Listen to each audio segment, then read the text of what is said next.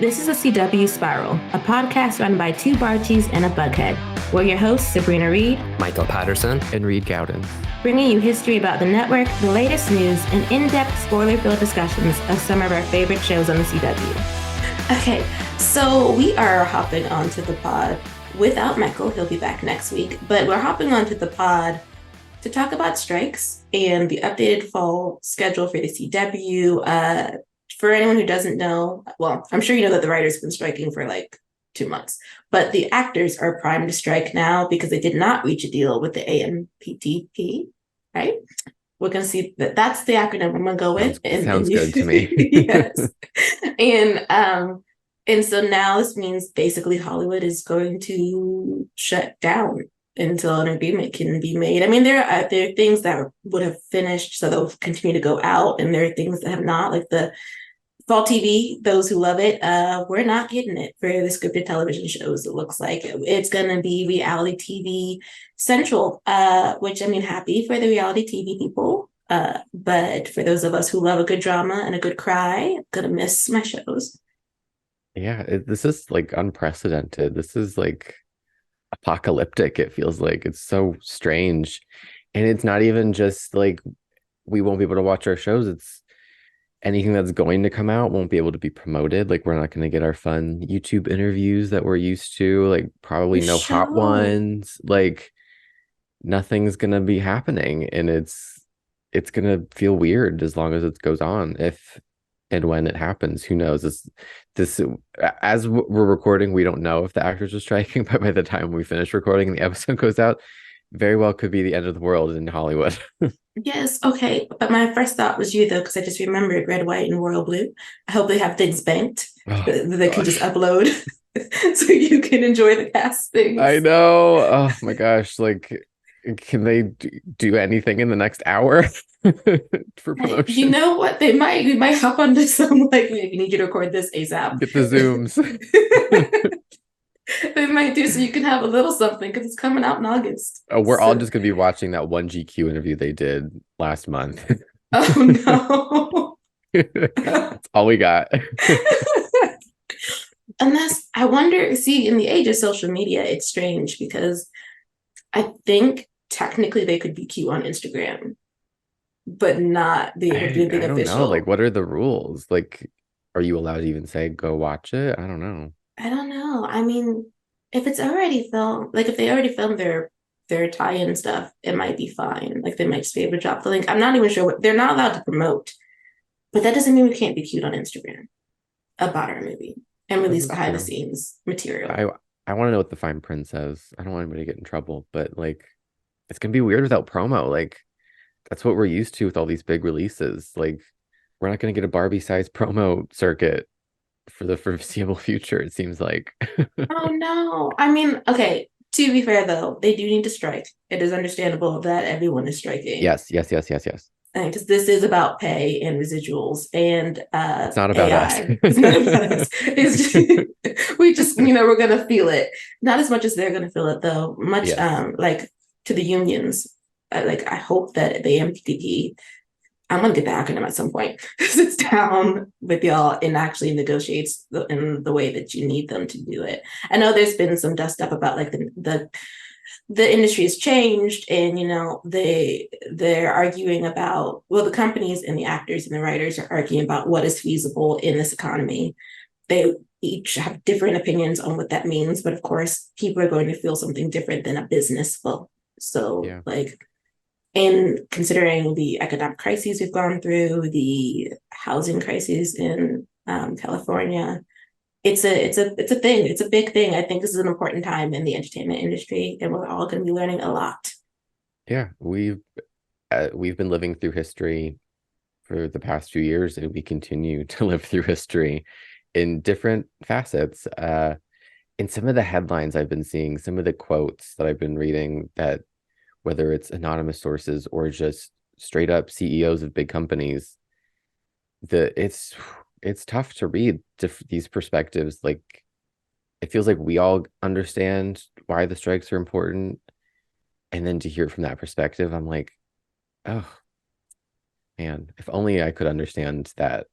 The perspective of wanting to use a housing crisis against these writers so that it's like a bargaining chip that they give up. It's like, what? I I don't know. I just failed to see that side of it.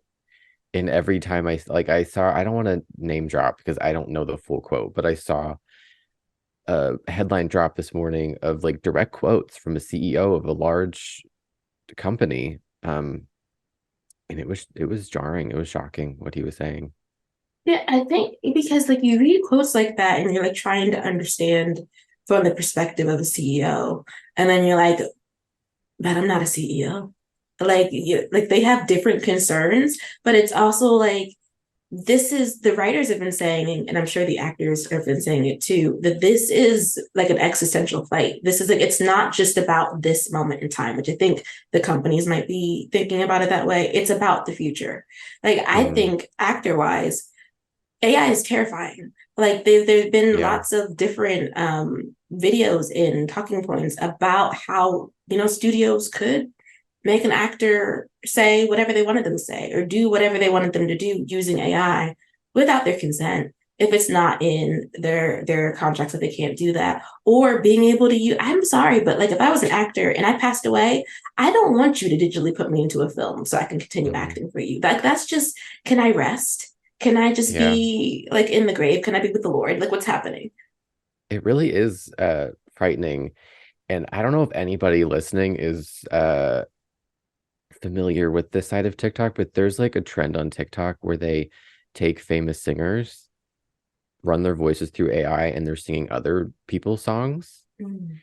And as fun as it is to be like, oh, listen to Selena Gomez sing this Taylor Swift song, it can be fun, but it's kind of scary when you think about what they can make these people say that they did not say.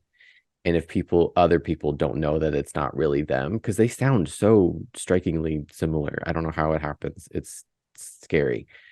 Like you're being against your own consent. You're saying something you didn't say, and anybody could mistake that as you saying it. Mm. And as an actor, knowing that your likeness could be used against, it's insanity to me that it just feels like they're not asking for a whole lot. And considering that, and granted, I don't have facts and figures lined up to pull out right now, but like we've seen in the past year that a lot of these streamers and companies are kind of hurting. Like Mhm.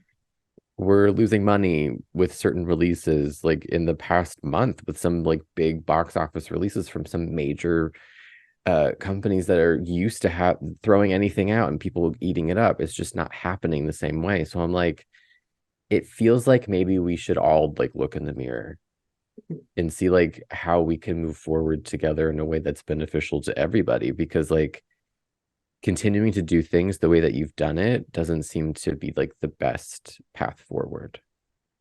No, and I feel like so there was a discussion like before these strikes even happened. I think it was happening during the COVID pandemic that we had been in an entertainment boom because of the streamers. They were putting out show after show, movie after movie, not really considering that they were spending a lot of money with and no one was really seeing like they were popular films, but like on the back end, and so they don't share their data in the way that like the box office does, in the way that regular broadcast TV does. Everyone's like, how successful are these things? Like they have a popular like audience, like people seem to be watching them, but like how successful are you?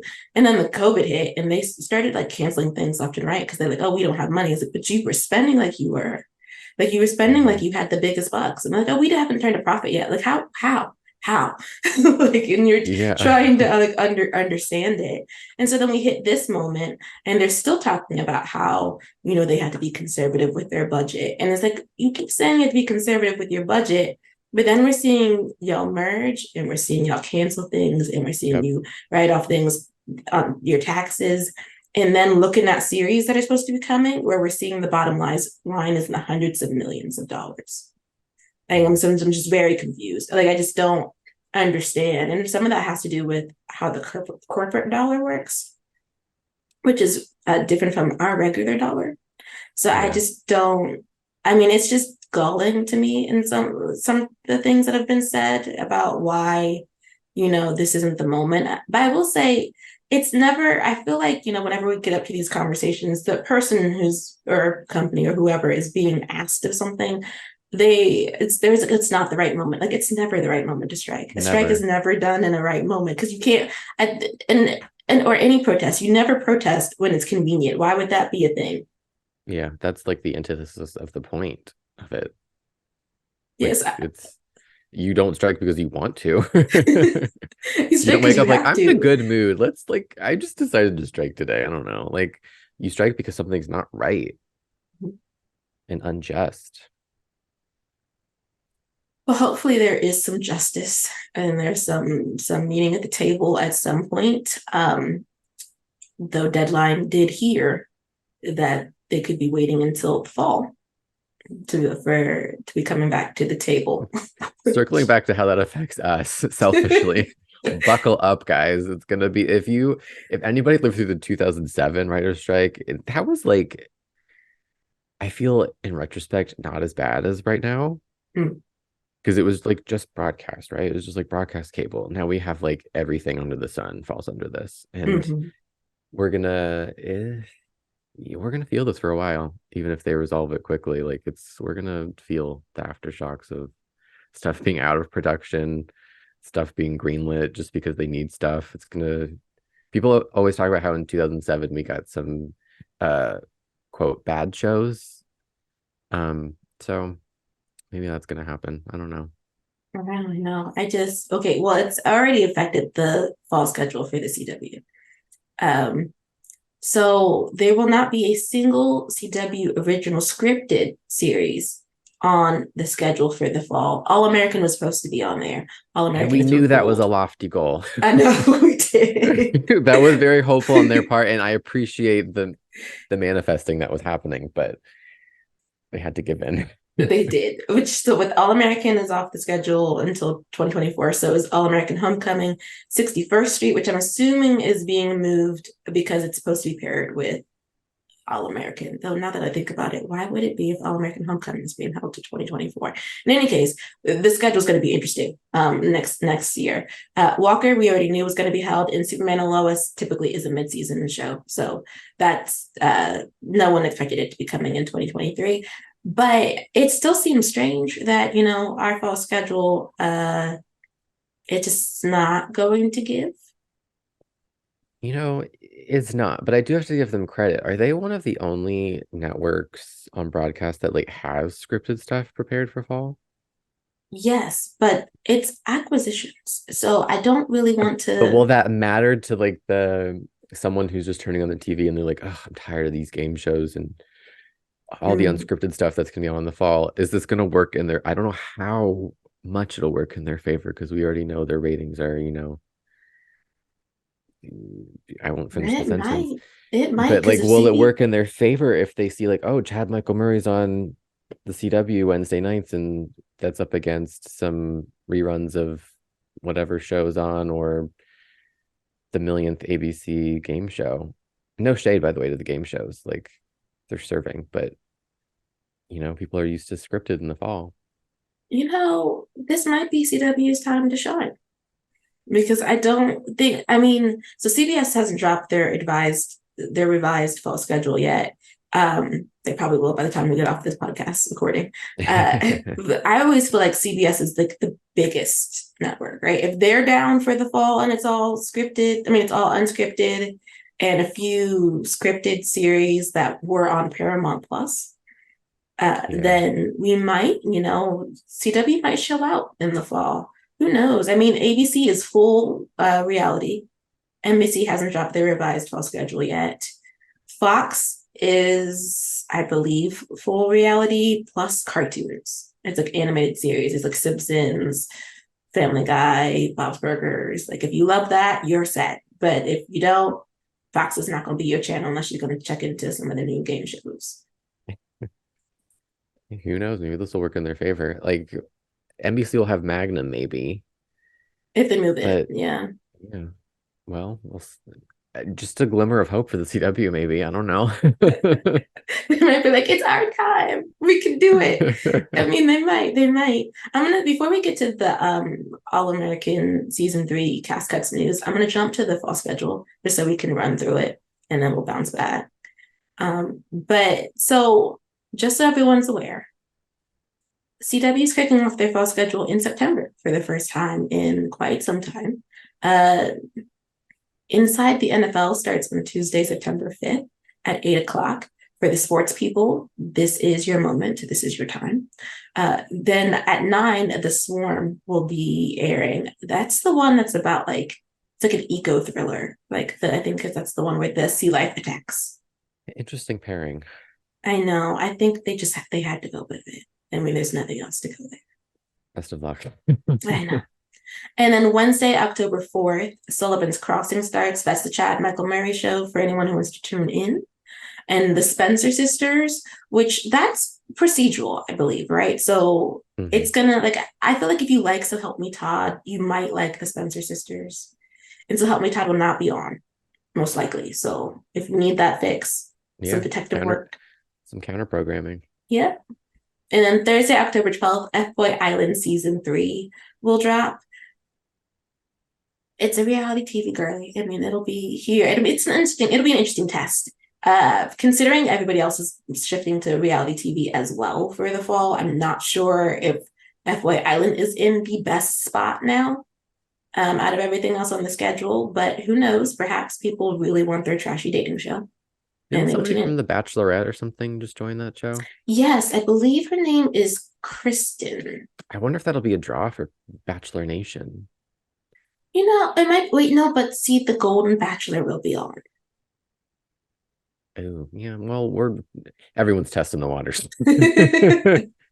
Oh, well, since I mentioned it, the Golden Bachelor, for those who are interested, is going to be a version of an iteration of the franchise in which an older gentleman is looking for love. I think Golden Girls. Yes. It's The Bachelor. I think are we 65 and up? I think that's what Golden Bachelor is. I don't know. And then on Monday, October 16th, it's going to be, that's a full comedy block. So sorry for All American Mondays, but she will not be present. At 8, it'll be Son of a Critch. 8:30, Run the Burbs. 9, Children Ruin Everything. And 9:30, Everyone Else Burns. They're half-hour comedies. So you could test the waters. If you don't like it, you can just bounce. And then Friday, October 20th, Penn and Teller comes back at 8. And then there'll be an encore episode of Inside the NFL at 9. And then Saturday, October 28th, Magic Show returns. 8 p.m. Masters of Illusions, and 9 p.m. World's Funniest Animals will be on. And then we do have a November show that they have scheduled. Tuesday, November 14th, Whose Line Is It Anyway returns at 9. Ahead of that, it will be Inside the NFL. So I guess Swarm is not going to be lasting that long. We're really spreading out. We are. Is my takeaway. September to November. Reed, I think we can confirm, except for I have to do most likely F-Boy Island duties for Hidden Remote. But other than that, we shall not be there. I don't think I'll be present. But I wish them all the luck in the world. Happy for them. We're sorry that happened. Good luck on your journey. Yes. Speaking of sorry that happened, All American Homecoming season 3, we did get notice of the cast cuts. So series regulars are going to be Jeffrey Maya, Sylvester Powell, Netta Walker, and Mitchell Edwards. Corey Hardwick and Royal Ivy King will also be series regulars, but they'll have a reduced episode count. Reminder, this season will be 13 episodes. So we don't know what reduced means in this case, whether that means they're like shaving off 3 episodes for those 2 actors, or if it means they'll be in half the season only. And then recurring will be Kelly Jenneret. Deadline had reported that she decided to opt out of being a series regular with a reduced episode count and instead chose to be a recurring actor on the show. So I guess we still will be seeing Auntie. We just won't be seeing her as often. And then Peyton Alex Smith, otherwise known as Damon, on the show. Though he was the male lead, he is likely going to be recurring. He's not going to be a series regular anymore. But there hasn't been any information on what status he'll be in recurring or how many episodes he'll be in. And then Camille Hyde is still to be determined as where she'll fall, whether she'll be recurring or a guest star or will not be in the season at all. It was a big shock to me. I know. I feel like their cuts were more conservative than Superman and Lois's, but they're still gonna have a big impact on the show. Yeah. It'll be interesting to see what, not only how the dynamic shift, but like what story they're going to tell when they're losing these constant presences on the show. I don't know. No, it's a question. I think I didn't keep up with All American Homecoming, so I don't know where they ended their season on. I just know that like with them coming back in 2024, it'll be interesting if they really ramp up the sports aspect since they will be in the spring season, and how that will impact the show moving forward. I do want to caution. I know, like with these changes at CW, that people who are invested in the longer running shows who are concerned that these might be final seasons. Once again, please don't get ahead of yourself. We actually have no idea what the CW is going to be doing. They have changed their game plan so many times that it's hard to keep track of what exactly they're looking for. But even with the changes that are coming, it doesn't necessarily mean the CW originals that we're used to are all going to go off in 2024. I know they popped out in the news early on saying like, yeah, we're going to have like a reduced pre-next star roster, and they're going to keep phasing them out. But I don't necessarily think that's going to end up being the case. It's ended up, to me, it looked like behind the scenes from like an outside perspective, this was harder than they thought it was going to be. As we said at the top, the whole industry is on fire. So I'm personally focused on that. I don't know, like for me, I feel like cancellations have like exited my mind for anything. I feel like no, like they're trying to survive and keep the lights on and keep people paid. And so yeah, I don't know, y'all. Don't panic. Just read the news. And at this point, no one's panicking more than the actors themselves and the writers, the people whose actual livelihoods depend on these shows. Yeah. I promise you're not worrying more than they are. Yeah. Though I will say, Mole, please protect Kennedy McMahon. I really, really want the good lawyer, and I need I need them to like have that show on the schedule next year. Like I know what I just said. But like I need ABC. Like I know what I just said, but I need ABC to announce the fate of the good lawyer and also home economics. I'm like, can we please? I just need to know.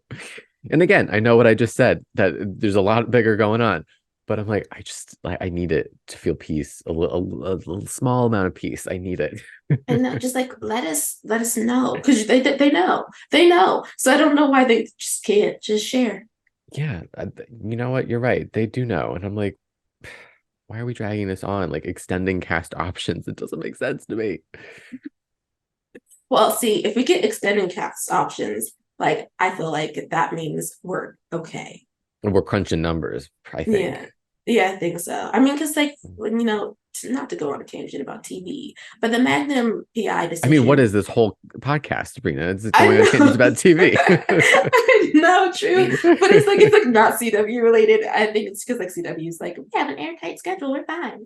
But like the Magnum PI decision to cancel them instead of extending options had to do, I think, with the fact that they had already completed part 2, and then the showrunner had said it wasn't going to end on a cliffhanger, so it's a satisfying ending. They left some things open, but it's a satisfying ending. So I feel like NBC was like, well, just we're not going to worry about it, we're going to let y'all go, we're not going to extend cast options because we don't even know how part 2 was going to play, even though apparently at the PI, though it wasn't doing the numbers it had been doing at CBS, it was still doing well, I think, what was said. So with these ones, I'm like, if we're doing cast options, that tells me the studio wants to keep it. They're just trying to figure out how to move forward. Mhm. I wonder too if in the wake of strikes, if networks will be like uncanceling certain shows because they're like, Mhm. oh, it might be easier to just do another season of that than to do a whole new pilot season cycle. I mean, as we said at the top again, a lot of unknowns that we're going into, So many unprecedented unknowns. times. Very much so. Well, moving into Nancy. So we're doing a double feature because we weren't on last week. The So double features are back. they are so fun. I feel like these were the two of the best episodes to do double features on. They were, I loved them. They were great. And they were so different too. Like we start out with a time travel episode, like we're in the 70s just cause. Like it's just really fun. Both standalone too, technically. True. Yeah. I mean, like they furthered the character development, but we kind of were just vibing. Yeah, I loved it. Actually, it's interesting that they did 70s and then episode 7 of the season is 80s. I wonder if we'll get 90s. Ooh, I want it. I did too. I Have we wonder had a if we'll get. flashback to like we've had flashbacks, right, to Ryan and Lucy in the 90s? We have we have had flashbacks to Ryan and Lucy in the news, but not like it wasn't the whole episode though. Like it was Probably just wouldn't fit, but like I want it. like a dream sequence or something where she gets Yeah, dropped in there somewhere. It'd be really yeah, fun. yeah. Nancy time travel again. Speaking of the time travel episode though, Tristan was back. I He was was. excited to see him again. It had been a bit. He was just as adorable as he has been since the beginning, since we've met him. I think that I really like him in Nancy's chemistry. Kind of wish this wasn't happening in the final season. But I mean, I kind of adore them. Their vibe, like for as an interim relationship, I like it. Yeah.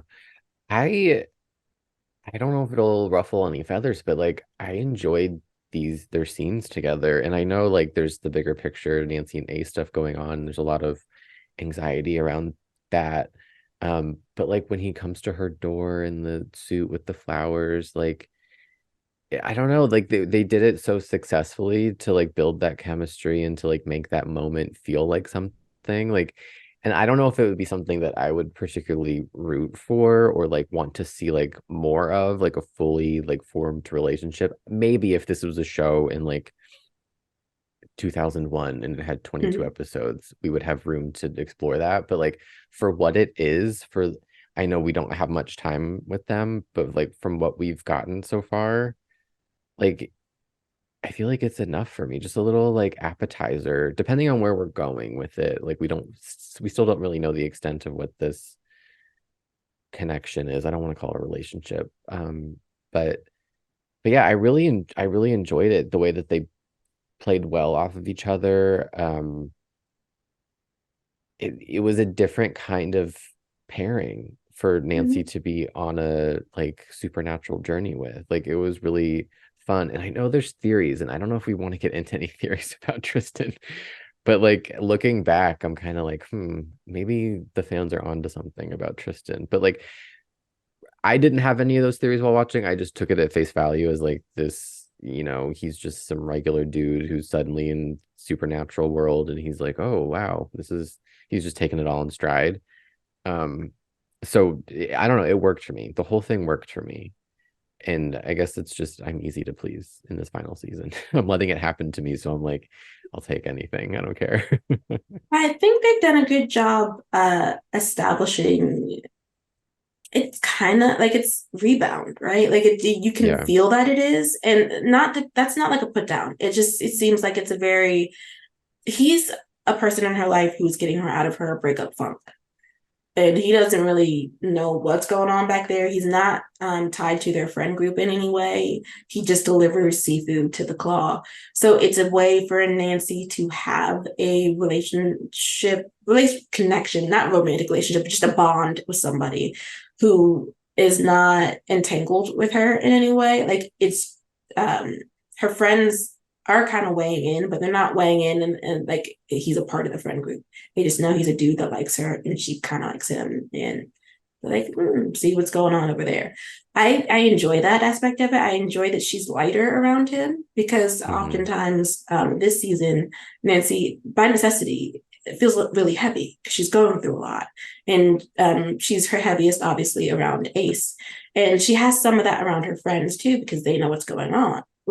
So when she's around Tristan, she's lighter. Just And different. It's another it's world. different.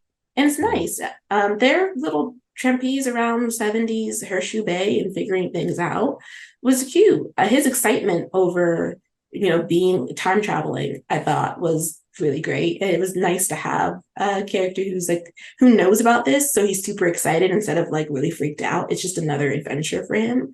And that he decided to get her mind off of things by asking her to prom, which I think she didn't go to her prom because of her mom passing, correct? Yes, that's what she said.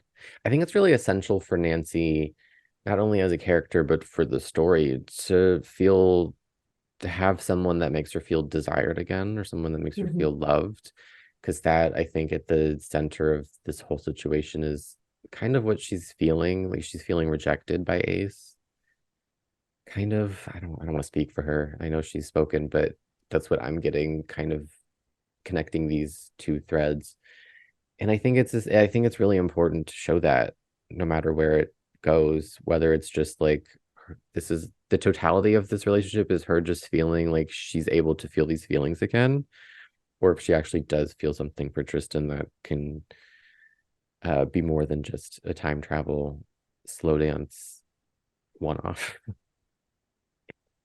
Yeah, I think, yeah, it is sort of her way of being able to be romantic when she can't be romantic with the person that she had wanted to be with. Yeah, it's like escapism, kind of. Yeah, which is like fine. I think he kind of knows what it is. Like he's not pushing for anything more than what she's giving, which is nice. I thought their whole like spider adventure, like the dream, was it dream spider, time travel spider, whatever the official name they gave that arachnid, is it arachnid was cool. I don't know. I didn't like seeing all the big giant spiders, even though they were very nice CGI work there. Like it It just was felt good.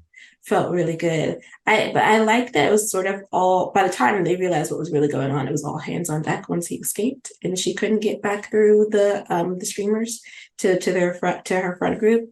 And I like that they were sort of separate and then everybody else had their own thing going on. Like you have Ace trying to find Chunky and Nick being pulled along for the ride. Heard my favorite word, chunky. Before we get to chunky, it was I don't know what I want to say about this, but it was Ace that like ended up he like killed the big spider to save Nancy, right? Mm-hmm. And it was I've seen fans say this too, like he says like love is not death, or like that's not That like was not that's the dying for someone you love. Like you're not supposed to yeah, do and yeah. then he like goes and he's like throws himself at this big spider to stab it in the chest, and it was kind of like okay, interesting. Um, but yeah, the relationship dynamics that went on between time travel and spiders and ferrets, there was a lot more to unpack than I could have imagined. It really became metaphors for things. It was amazing. I was like, y'all, we're doing too much. He just released the ferret because he didn't want to take credit. He saw her dancing and he was like, I'm gonna bow out. I'm not gonna take credit anymore for the ferret. I'm gonna let her find the ferret on her property. And that was not what happened. It was deeper than that, which is funny because in our group chat, just to share with everybody else, I was screaming about how like justice for Chunky, like he shouldn't Yeah, have brought chunky home rights. like Chunky rights. And Reed was like, I promise you they're gonna update you in the next They did, episode. but it was like it was different. It was different. It was I well, Okay, I don't want to hop to, let's just hop to episode 7 and we'll jump back to episode 6 if need be. But it was different because according to Ace, he let Chunky go because he felt like Chunky was him and Chunky wanted to be free. He wanted to be free like Chunky. And I was like, Ace, Nancy yelling at you is me right now. He's a beloved, domesticated pet, and you just let him loose in By the way, our girl connected those dots so quickly. She was like, I heard Florence. Why were you here? Why do you have a bandage on your finger? I recognize those teeth marks. Oh my God, you released. She's like, immediately, she was like, we're playing this board game, but I have time to come at you for Chunky. She did, especially she also noticed she's like, why is Nick humanely trapping vermin in the claw? What's happening? That's right. I was like, what was that? Like 45 seconds of dialogue for Kennedy as she was like Yeah. getting it together. And I said, oh no. It's even funnier that George is on the phone while Nancy is yelling. So you can't even quite hear what Nancy is saying. And George is trying to have a sincere, honest conversation with Carson as Nancy's blowing up in the background. But from my understanding, we still don't have eyes on Chunky. He's still MIA, right? Yes. Okay, well, Chunky is hanging around. Well, he could be around Icarus Hall, or he could have made his way back to the Claw. interesting. Who would have thought that Chunky would be the through line of the final season? I thought we thought cute first case for Nancy, and the writers were like, no, deep exploration for character work in Yeah, metaphor. I don't like I feel like as soon as Ace said I wanted to be free like Chunky, or paraphrasing, I don't know what he said exactly, but as soon as he said that, I was like, I'm for my own sanity, I'm choosing to ignore that. And no shade to anybody that is like on board with the Chunky metaphors. I just like, not that I was like my reading is better, but I was like, I don't, it just doesn't fully make sense to me. It just was a lot of work for me to get from point A to point B with the Chunky metaphor. I don't know. But they Do you went feel the same full. way? I was not prepared for him to say Yeah. that he let him go because he wanted to be free, just like Chunky. Because it was very much to me giving season 1 Ace, and I just don't know if that was where Ace would have been by season 4. I mean, I know like in episode 6, the whole point of him trying to find Chunky is that he wants to get back to a friendship with Nancy, and he feels like if he can just provide her with the ferret that she's supposed to be looking for, that they can be like they were back then. It's something that he Mhm. would have done anyway, and so he's taking time off of work to go look for this ferret while Nick takes care of him because Nick's very aware his friend is not in a good place emotionally, so he's trying to be supportive. But I don't know. I just felt like did we need to be free like Chunky though? Couldn't we have just he's still somebody's pet. See, the way that you just described pre-release Chunky, in my mind, it makes more sense for him to have released this ferret because he no longer needed that, right? He no longer Mm-hmm. needed that credit. He no longer needed to be seen that way by Nancy. He didn't need that validation because it just in my mind, it made more sense that he saw her in Tristan, felt a pang of jealousy, but was like, it seems more Ace to me to be like, I'm gonna let her do that because exactly what he said. I want us to be happy. And I Mm-hmm. felt like him seeing that was like, oh, she can be happy without me. And so in my mind, him releasing Chunky was like, I don't need to take this credit. I don't need this validation from her. I don't like, she can find him on her own. And just feel like releasing Chunky on her property was a way of putting Chunky closer to her so that she could find him on his own. My prediction with the whole Chunky thing was that like, we're gonna come into episode 7. She's be like, I found Chunky, and Ace was gonna be like, oh, you found him. Where'd you find him? And it was just gonna be that whole situation. Um, I don't know. And I thought her hearing the car at the end of episode 6 was just like, because he didn't put any like value on that. He's like, oh, it's just a car. I didn't there's nothing special about it. But she's like, did you hear that? Like, obviously, I felt like, okay, she recognized that sound, or it stood out to her. And then at the very end of episode 6, we see the leaves blow into Icarus Hall and hear the squeak, which I really wish they would have showed Chunky run through so that we would have known it was Chunky. Mhm. Um, but yeah, I've lost my train of thought just because this whole ferret storyline has turned my brain into scrambled eggs a little bit. It got Bill. There's a depth to it that just is very surprising. Unexpected. Yeah. Yes, it's like there just really is. I feel like to continue to talk about Nace, for them to, do I want to? Yeah, okay, I'm gonna share this part. Um, I feel like we're doing a bit much for where they were in their relationship. I feel that it is it is peak romance. It is peak Harley Mhm. Quinn. Like it is it's a lot. And I know some people are really enjoying it, but like it's we don't need to do so much in order for this relationship to be valid or for it to Even be their endgame. even their like tearful fight argument conversation they had in episode 7 felt a little like, in my opinion, non-essential to the episode we were watching, Mm. which that feels controversial, but you know what? I'm gonna stand by it. Like I don't just that scene, I was like, there's a lot happened. You're right, there's a lot going on for this couple when we haven't seen them fully together and we're still building toward getting them together. There's just a lot of like moments of conflict still. Um, Mm-hmm. I don't know. I don't know. It's well, they even had so in episode 6, they had Nick ask Ace, was it ever really friendship? And me, as a Drushan, is just sitting there like, I know I needed him to put like a like a qualifier on that. yeah. Like, when was it ever really like, be more specific, Nick? Like, when are you talking? Like, what is the time frame you're talking about? Because I know it wasn't when you were dating Nancy, because like that was a non-issue when Nick and Nancy were together. Like, Ace was very much not on that radar as far as I'm concerned, as memory serves for me.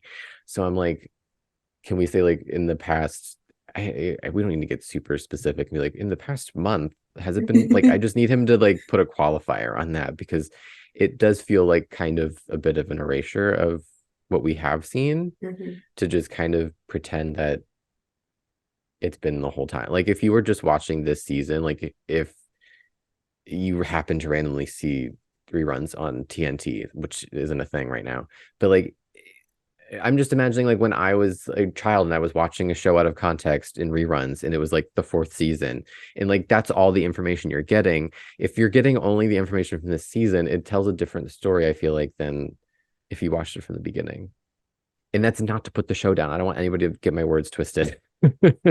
I'm just saying some of the things in this season, I'm like, we need to be a little bit more specific with how we're talking about this relationship. I think what I added on to what you said was more controversial. So But I just feel like so it's giving soap opera when it's been, some years or like maybe even a decade since a character has been back. Like off the top of my head, it'd be like when Hope came back in Bold and Beautiful, and then the show just pretended she had never been married to Wyatt Spencer, Liam Spencer's brother. Liam is Hope's big love, right? And so I remember when she hopped into like when they did the storyline, I was sitting there, I was like, I know y'all are not trying to have me sit here pretending like she was not married to his brother at one point. Why is he talking like he's never been married to this woman in his life? Like it's just just gaslighting just you. like they just don't ever really have scenes, which is fine with me. I wasn't like sold out to Wyatt and Hope. They were fine when they were on together, but like that's kind of what Nancy's giving. It's giving like Nick and Nancy were never together. Don't know what you mean.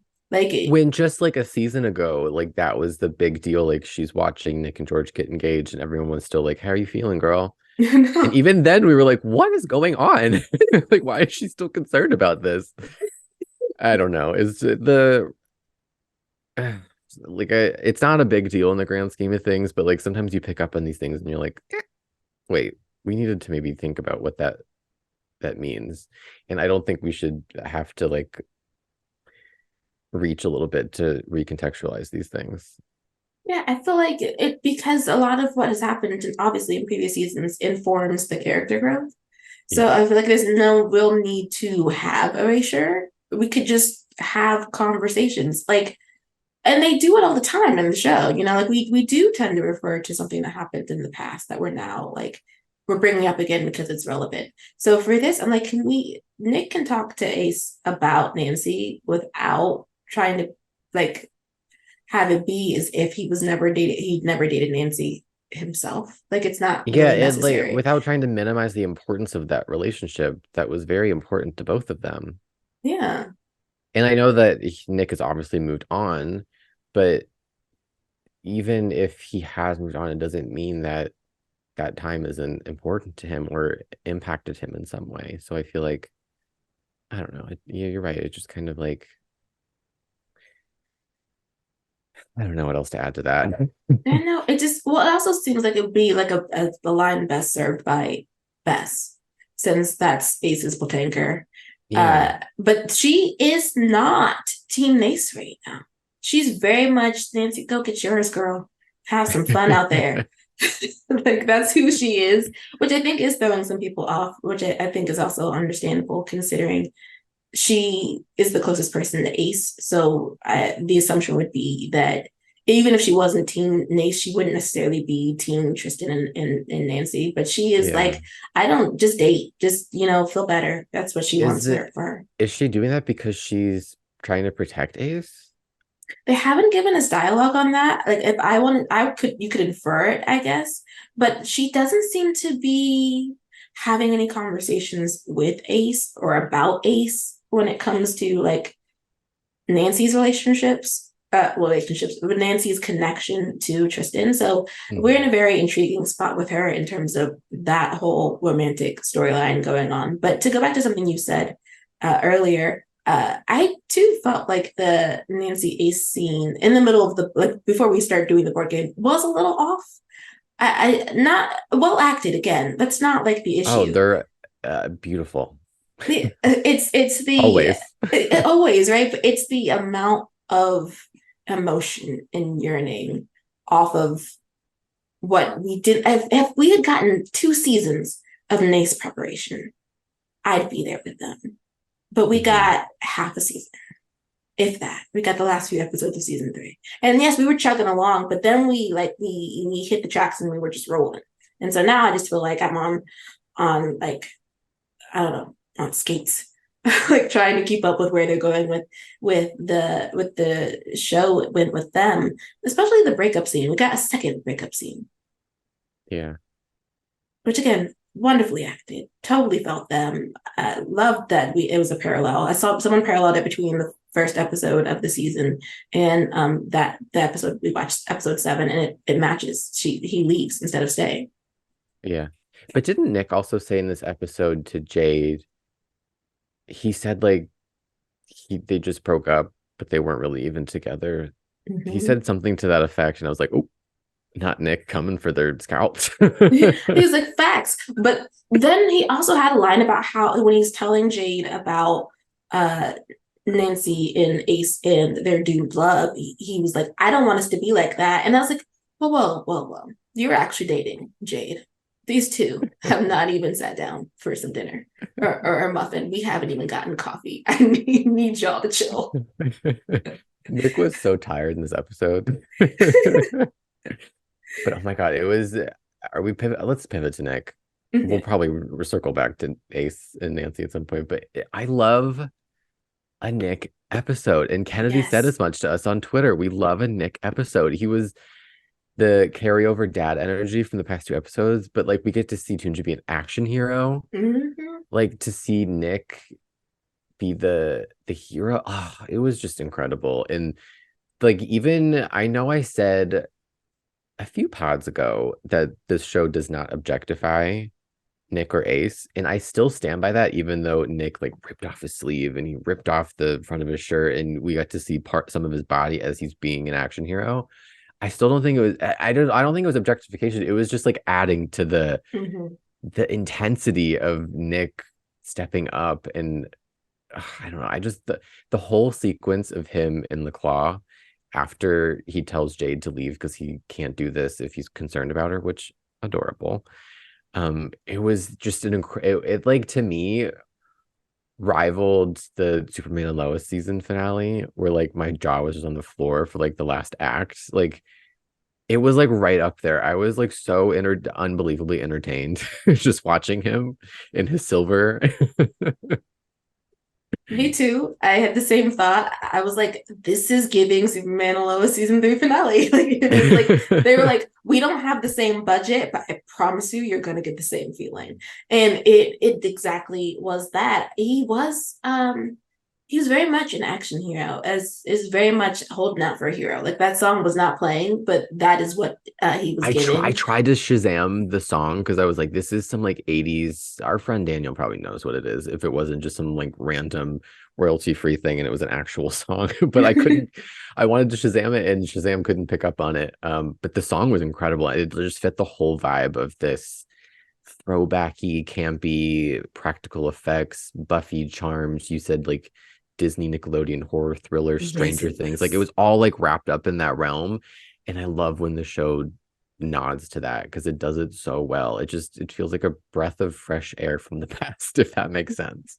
It does. Well, because it feels like I love it's very much a know your TV history sort of Yes. vibe with this episode because it is if you were a kid growing up in the 90s in the early 2000s, like this just emulates it so well. Like this was the stuff we were watching, just with like older characters.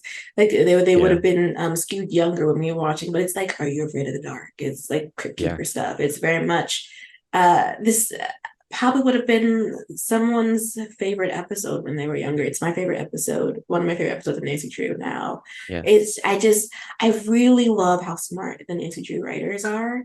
And I loved how like you do have like Nick being very, very much the hero and very, very much husband material as he's running Yeah. around this claw, like in like destroying things and being the one to take down the Grim.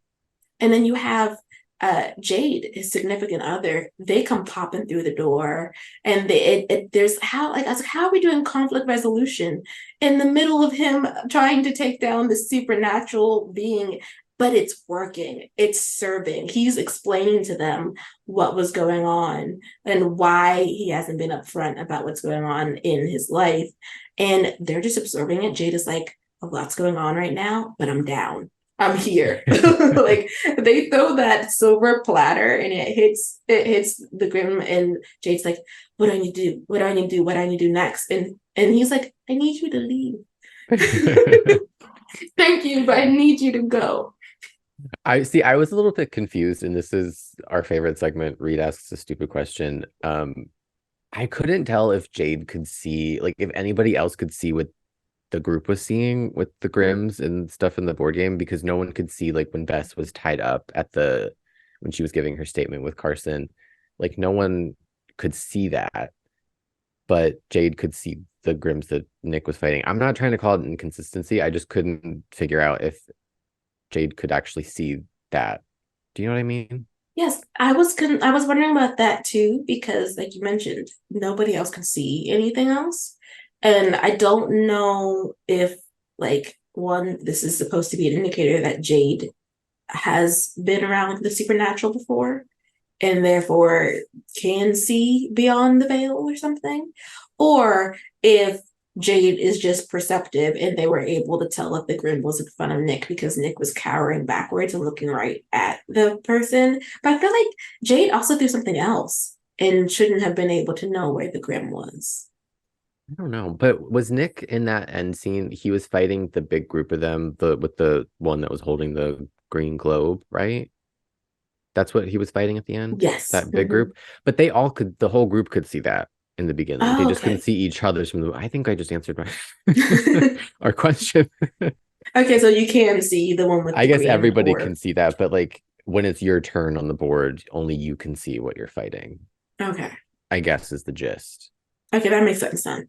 Yeah, So okay. We got no, there. Critical thinking. We did we got there. Yes. it. Okay. So Jade perhaps has not encountered the supernatural before, but if they're going to be Nick's partner, they are along for the ride now. Honorary member of the Drew Welcome. Crew. Welcome. Yes, please sit down, And enjoy. they didn't seem to, it didn't seem to be a deal breaker for them. They were like, Mm-mm. well, hand me some silver. What do I got to do? As jarring as it was to get all that information at once, they were oddly game. I don't know if I would have been the same way.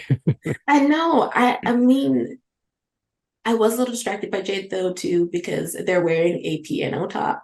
It's like a little sweater, and I was like, oh, I want that. But like also, like I feel like it just. I think this season everyone's kind of just there with the supernatural because even the police chief, even though the police chief's reaction was to be like, I saw that and I reject it. I reject it from my narrative. and Jade's reaction was like, I saw that and it's a part of you and I'm here. Let's kiss in this beautiful close-up shots with the moonlight coming through the window. It was very that. It was. And again, I did love the conflict resolution there because at the top of the episode, our man was just trying to have a date with their person. And And he was exhausted after the 1-2 punch of Ace and then Nancy. But there was a lot of humor in this episode from Nancy consistently being a menace with her Nickerson chants and just completely ignoring his better judgment and killing them all in the board game and being like, well, it's up to you now. And then Ace has got a few like one-liners, like him kicking off his shoes. There's another one that he really got me. I don't remember what it was, but there were some moments of humor that I mean the show does that so well, throwing humor in and keeping it a little lighter, even though there was a lot of heavy stuff. it's true. Was the Ace thing? Was it when he had to pull the hair off of the I figure? think. And there he was like, "Oh, lock of hair," and Nancy is like, "I think you actually have to take it off the scalp." And he was like, Some "Rip." of those fights were like really gory, like when Nick twisted the foot off of the 1 gram. I was like, oof, Mm-hmm. that was a lot. Okay, so okay, now I have to circle back to what we were talking about earlier about budget for TV shows. You see how we could do something amazing without breaking the bank? Like Yeah. that's like I think majority all like um practical effects. It's like someone made a foot and they dipped it in some goo. Like Yeah. we have an actor who's actually the character with the orb. You know, the orb lights up inside. Wouldn't be surprised if it was battery operated and not put in post. Like that's another part of the nostalgia factor, right? Because that is what we were watching back before they had like they went CGI crazy and were in post for a year in order to do things. They just made stuff. Yeah. And you know, it was especially nostalgic to this point, but also kind of not about practical effects. The voiceover of the game board was like so nostalgic to me for some reason. I don't know. It was just a really nice campy addition to the whole thing. I Yeah, love that. they used to do a lot of voiceovers in the game shows, especially for kids. Like it didn't sound like Legends of the Hidden Temple, but like that's the voice I was used to Yeah. hearing as a child. And then I feel like they would always interrupt the kids' game with some type of announcer. So, or especially if it's a woman, it's like time is running out. Like it was like those were like the thing. So it just reminded me of that, where like you have this really what's the word I'm looking for? I'm gonna just be 80s rad, this really rad voice playing over the game. And it's just, I mean, yes, Nancy Drew, like, yes. But the game, they didn't get what they wanted out of it, right? They didn't, so they wanted to release Ron. They didn't release him, but somehow, for reasons, he was able to communicate after the orb had been He had his own game destroyed. piece Yeah, it at the appeared, end. and he was at town hall, and that is where the black door is. Okay. I mean, they got there. They did that. Speaking of the board, though, it was life. That was that's basically what we looked like we were doing with these amazing like figures. Kennedy said she took her Nancy one as she should because Yeah. it was amazing. I couldn't tell if those were real or not. I, they I were mean, really obviously it bright. was because she took it home, but No, I see what you mean though, because they were kind of the way that they had them lit. Like if they were special effects, like I wouldn't have been surprised if someone said that they were. Yeah. But they must have been 3D printed. Yeah, Um, the cinematography for the board game was incredible. Like you'd think like characters playing a board game would be kind of isolating. It's like you can't see that, but the way that they focused on the board game made you feel like it just felt really larger than life. And I mhm, think that's what made the episode so special is like they're playing a board game, but we're like involved in every aspect of it. Like we can see the mhm. close-ups on the board. Like I don't know. I just really love this episode. They have this whole. I feel like this season is like nostalgia though, which I wonder if that's going to become. I mean, it's already a through line, but I wonder if there's going to be a reason for it because they have like every episode there seems to be something seated that like is reminiscent of the past. I mean, like, hmm and it's becoming more and more apparent. Like, obviously, it's a season about like the not the claws, the Hershey Bay's wrongs, past wrongs, but to have that even be in like the prop things too is hmm just really great. I mean, the I'm never gonna be over Bess rolling out that TV with the VHS tape to pop in. Like it was just, I was like, just so many flashbacks. Like I'm just like, yes, girl, show that videotape from the 80s, please. hmm Loved it. Oh, and the overhead project, not the overhead projector, they did that. I wish I remembered what it was called, but you put the little piece of plastic over it that has the drawings on it Oh and it yeah. projects. That is throwback. Yeah, and they did that in the 70s episode. So like I just weird it has to be a reason for it. I know I already asked the mole for a tabletop book for a coffee table book for Riverdale, but I want one specifically for Nancy Drew season 4. I know, Like like I want just to know. I feel like we don't get enough information from the creative team outside of like if we're asking on Twitter. Like I want mhm. a documentary. I want a retrospective. I want the coffee table book to explain the effects and stuff. Like it just doesn't get what it deserves, It doesn't, this is why the studio should be putting their money. Like right? less super expensive shows that may or may not hit, and more like coffee table books, paying for retrospectives or like featurettes to go on the complete series box set that just really tell you about the journey of making the show.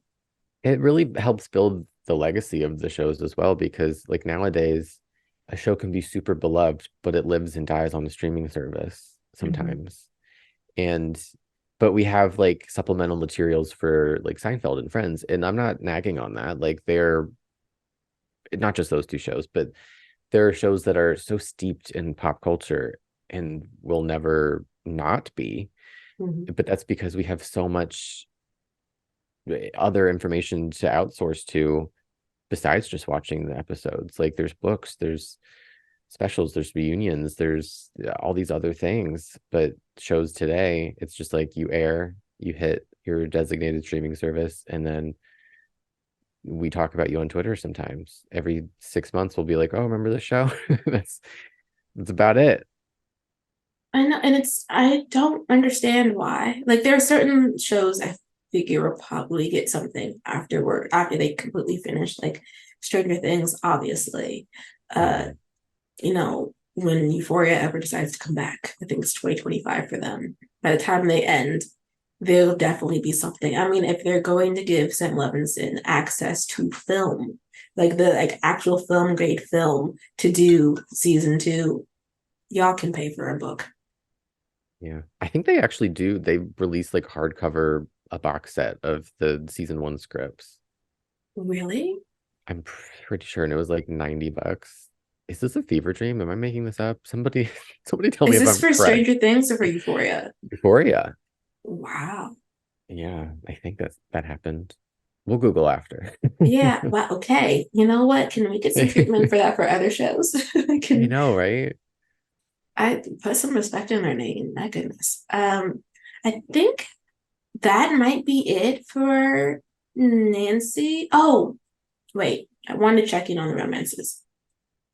So we gave our NACE temperature, which hmm is, we're not boiling, but we're here. We just want to the train to move in a way, I guess, that makes sense in the story without devaluing things that came before. I feel like obviously Ace's love interest has to come soon because we have reached the halfway point of the season.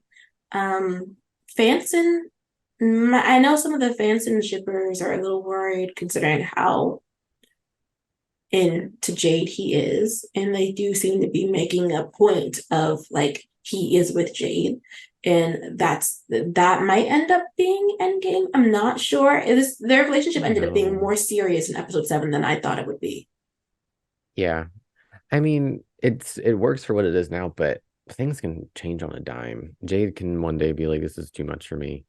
I always just remember how quickly Ace and Amanda ended, right? Like that ended. True. I mean, they were together for a while, a lot of it off screen. Yeah, that's I true. want to say, but like when it ended, it ended. So yeah, I know there's a lot of anxiety about the specific relationships, and I do kind of feel it, but there's a part of me that's like, and I know we only have 6 episodes left. Like we're past the halfway point. So I'm kind of like, okay, we need some things to either start boiling or like we're dumping the boiled water out because it's, we're done with it. So I'm like, well, what's gonna happen? But I'm not super, super, super concerned because I know how things work on the show. Like things can just at the drop of a hat, like they have one case and poof, the character ramifications and personal ramifications of a specific case can change anything. But the George and Nick thing, Ace turning, I think we just opened up a new conversation as we were preparing to end, but it reminded me that Ace went to George asking about like jealousy. Like, how do you feel seeing Nick with Jade? And George was kind of really nonchalant about it. She didn't seem to really put too much stock in that. Yeah, it was interesting. Right? She did. I think I'm not sure how much time has passed because time is loosey goosey Yeah. in Nancy Drew. But she did seem to be like, it's not great, but I bet myself into work, I'm fine. They do seem to have That was the reached. line. He was like, I have dead bodies at the morgue. That was the line. Which was great response from Ace. He's like, I'll just be amongst the dead. It's fine. But I don't know, I found that conversation to be interesting because it should be fresh for George, but she's not really acting like it's fresh. Now she is a compartmentalizer at times, so it could be that like Yeah. if they wanted to do an episode where she just pops out and says that she's struggling, they could definitely do that. I mean, we were popping out with a lot of things. Like we had discoveries, this learning different discoveries in this episode, which threw me. Happy for the representation, just threw me a bit. Yeah, it was uh what's the adjective I want to use? It was a unexpectedly grounded moment for an episode like this. Mm-hmm. Like it was very entrenched in like on a human level. Like it was like humanity in an episode that was okay, we're fighting board game monsters. Not saying that it didn't have a place or didn't fit. It just was kind of like, oh, I was not expecting Carson to get that real over the phone with George. Like you said, great representation. It was just like, oh, okay. I didn't know we were gonna get that heavy outside of ferrets. Yeah, because I feel like then I was trying to remember back. I know he's never said that he's dyslexic, and so I'm like, I feel like we didn't put, unless I'm missing something, we didn't put that in the previous seasons. I don't think so. I was like, because I know George was he was telling her that while she was on the foreground and they were in the background and Nancy was yelling at Ace about Chunky. I was halfway expecting George to turn around and ask Nancy about it, and Nancy would be like, "Oh yeah, he is." Not that George wouldn't believe him, but it was, yeah, it was an interesting inclusion. It was. I wonder if we'll see more. Like, so for anybody who wants to see dyslexic representation on screen, Will Trent is an Hmm. ABC procedural that has been renewed. So you won't be launching into a show whose fate is undecided. It'll be back. Although who knows when it's going to come back. True, true. But it is expected for 2024. But the main character literally Will Trent, is dyslexic, and it is talked about in the story. It informs how he investigates. And so if you want to see that or you want to give it a try, I would recommend that series wholeheartedly, because he sees things that other people don't see because of the way that he has to move around a crime scene. And they do show like assistive technology that he uses, why it might be difficult for him. He carries around a recorder because he can't really read his reports. And so it's a great show. But if you want to see dyslexic representation full out, that would be a show that you could tune into. But I wonder if they're going to showcase that with Carson, because he hasn't used any assistive technology or spoken about it before. But again, great to have representation. George also said that she believes that she has ADHD, and she was told in school that she should go see if that is the case. I wonder if she will go see if that's the case, or if we're just going to self-diagnose and move forward. I don't know, but it makes sense about that scene when Carson looks at the board and he just erases it, and Bess takes a picture to save George's feelings. Because I was sad for George. I was like, "What, Carson? What are you doing?" I got it though. Worked hard. She did work hard. I got it though because it wasn't. I thought he was going to be teaching her a means of or structuring the information clearly. She had arrows and everything all over the place. But so that's why I did not expect the conversation to open to, people learn differently and they remember differently. And this is how I do it. And this is how you do it. I thought it was a beautiful, open, vulnerable conversation. Yes. I just was not ready for it. I just wasn't prepared. I didn't think that was going to be the outcome. I thought it was going to be like Carson undercut my work and I feel bad about it. I thought that was going to be the story.